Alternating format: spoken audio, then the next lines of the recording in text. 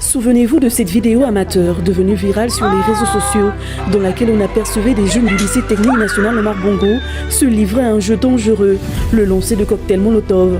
Ces actes ont entraîné d'importants dégâts matériels et suscité une vive émotion au sein de la communauté éducative. Ce mardi, face à la police judiciaire et aux médias, certains des élèves arrêtés ont tenté d'expliquer leurs gestes, les justifiant parfois par un profond mal-être et un sentiment d'abandon. Comme j'ai dit, vous pouvez aller au lycée technique national Omar Bongo. Sur 5000 élèves, 4900 vont vous dire qu'ils ne veulent plus de la présence du proviseur au lycée technique national Omar Bongo. Le proviseur a dit qu'il devait dire aux autorités de tirer une balle à la tête, etc.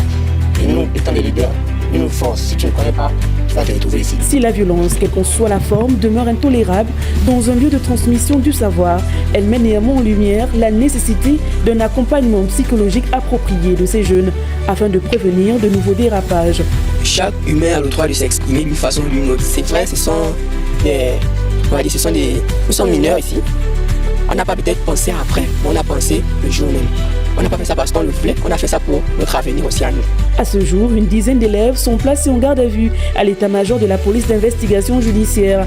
Plusieurs d'entre eux continuent cependant de clamer leur innocence. Moi, il n'y a aucune preuve tangible contre moi. Je n'ai pas lancé de cocktail, je n'ai pas fabriqué de cocktail. Parce que je n'ai pas donné le nom de donc à celui qui a côté de moi, je me suis retrouvé ici. Avec près de 5000 élèves, le lycée technique national Omar Bongo figure parmi les établissements les plus fréquentés du pays. Sa gestion devrait intégrer des dispositifs d'écoute et de dialogue permanent afin d'offrir un espace d'expression aux apprenants.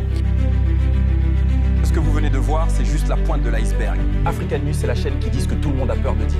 On se retrouve très vite pour la suite, parce que l'Afrique mérite la vérité.